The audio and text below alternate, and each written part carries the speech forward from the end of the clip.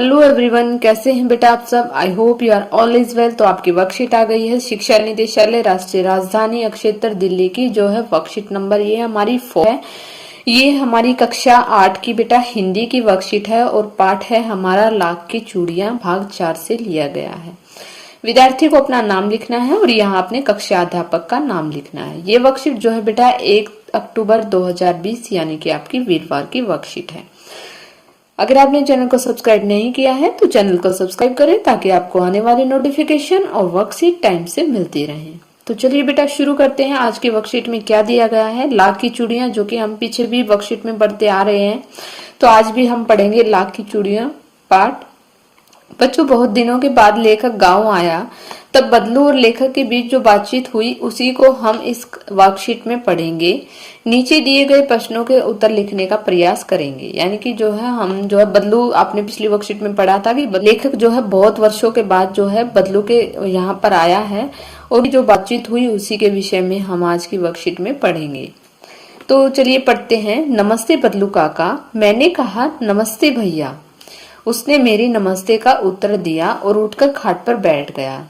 ये हाँ बेटा, ये यहाँ पर बेटे कि वो जो लेखक है वो बदलू के पास आया है और उसने उसको नमस्ते किया है और नमस्ते का उत्तर उन्होंने दिया है नमस्ते बेटा, और उठकर जो है खाट पर बैठ गया।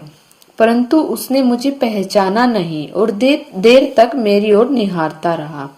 मैं हूँ जनार्दन काका, उस आपके पास से गोलियां बनवा कर ले जाता था। मैंने अपना परिचय दिया। तो यहाँ पर जो है लेखक ने बेटा अपना परिचय दिया कि मैं जनार्दन हूँ, जो कि आपके यहाँ से जो है गोलियां बनवा कर ले जाता था। बदलू फिर चुप रहा, मानो वह अपने स्मृति पटल पर अतीत के चित्र उतार रहा हो। यानी कि वो बेटा याद कर रहा था, क्योंकि बहुत सालों की बात हो गई थी। तब वह एकदम बोल पड़ा, आओ आओ लल्ला बैठो, बहुत दिन बाद गाँव आए। इधर आना नहीं हो सका काका, मैंने चारपाई पर बैठते हुए उत्तर दिया। यानी कि जो है लेखक ने जो है चारपाई पर बैठते हुए उत्तर दिया कि यहाँ आना नहीं हो सका काका इधर। तो कुछ देर बाद फिर शांति रही, दोनों चुप रहे। मैंने इधर उधर दृष्टि दौड़ाई, न तो मुझे उसकी मचिया ही नजर आई और न ही भट्टी। आजकल काम नहीं करते काका, यानी कि लेखक ने कहा आजकल काम नहीं करते।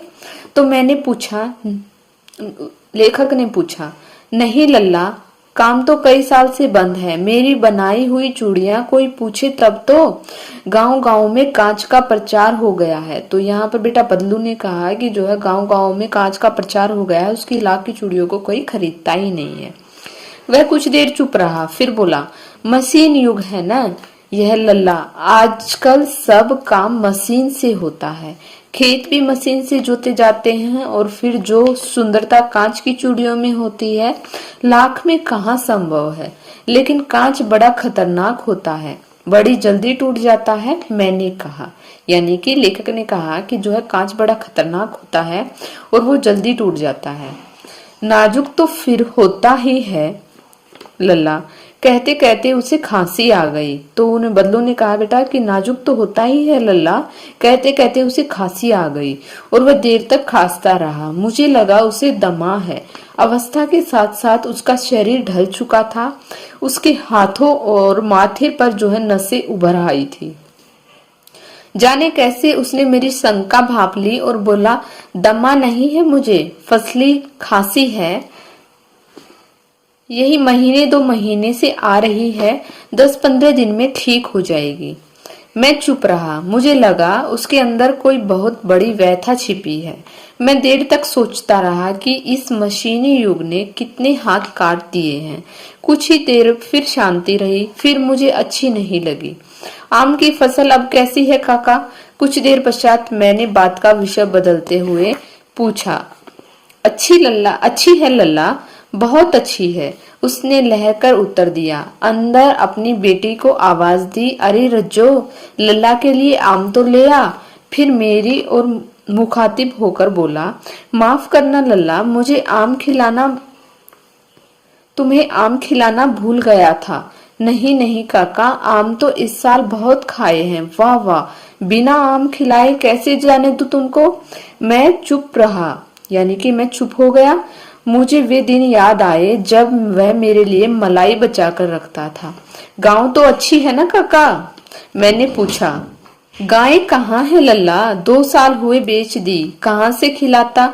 इतने में रज्जो उसकी बेटी अंदर से एक डलिया में ढेर सारी आम ले आई। तो यह बहुत है काका, इतने कहाँ खा पाऊंगा? मैंने कहा। वाह वाह, वह हंस पड़ा।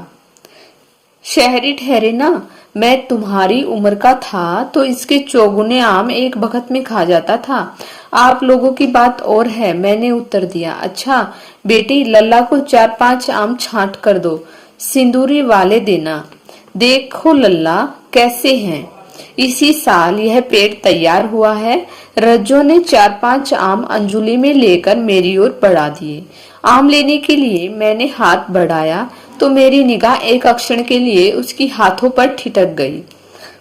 गोरी गोरी कलाइयों पर लाख की चूड़ियां बहुत ही फब रही थी। बदलू ने मेरी दृष्टि देख ली और बोल पड़ा, यही आखिरी जोड़ा बनाया था जमींदार साहब की बेटी के विवाह पर। 10 आने पैसे मुझको दे रहे थे, मैंने जोड़ा नहीं दिया, कहा शहर से ले आओ। मैंने आम ले लिए और खाकर थोड़ी देर पश्चात चला आया। मुझे प्रसन्नता हुई कि बदलू ने हार कर भी हार नहीं मानी थी। उसका व्यक्तित्व कांच की चूड़ियों जैसा न था, की आसानी से टूट जाए। तो यहाँ पर बेटा हमने ये पैराग्राफ में पढ़ा है कि जो है लेखक जो है बदलू से मिलने गया और उसी से जो है वार्तालाप किए, वही जो है इस जो है पैराग्राफ में हमने पढ़े हैं। तो चलिए इसी के बेसिस पर कुछ क्वेश्चन दिए गए हैं जो कि हमें सोल्व करने हैं। सबसे पहले कि बदलू के मन में ऐसी कौन सी व्यथा थी कि लेखक से छिपी न रह सकी? तो बदलू के मन में व्यथा थी कि बदलू की मशीनी युग के आने से उस जैसे हजारों कारीगरों को रोजगार जो है वो बेरोजगारी के शिकार होना पड़ा है। यह व्यथा लेखक से छिपी ना रह सके। तो अगला प्रश्न है बेटा, मशीनी युग से बदलू के जीवन में क्या बदलाव आया? तो मशीनी युग से बदलू के जीवन में क्या बदलाव आया? उसके जीवन में बदलाव आया कि बेटा वह बेरोजगार हो गया था, उसके पास कोई रोजगार नहीं रहा था। जो है लाख की चूड़ियों का जो है स्थान कांच की चूड़ियों ने ले लिया था, वही उसका रोजगार था। तो हम यहाँ पर जो है उत्तर के तौर पर लिखेंगे कि मशीनी युग के आने से बदलू का जीवन में बड़ा बदलाव आया, क्योंकि उसका व्यवसाय बंद हो गया था। उसके पास अब कोई भी काम नहीं था, क्योंकि अब लाख की चूड़ियों को कोई नहीं पहनता, सब कांच की चूड़ियां पहनते थे, क्योंकि जो है कांच की चूड़ियों में सुंदरता दिखती थी। शरीर भी ढल गया था उसका और वह चिंतित भी रहने लगा था।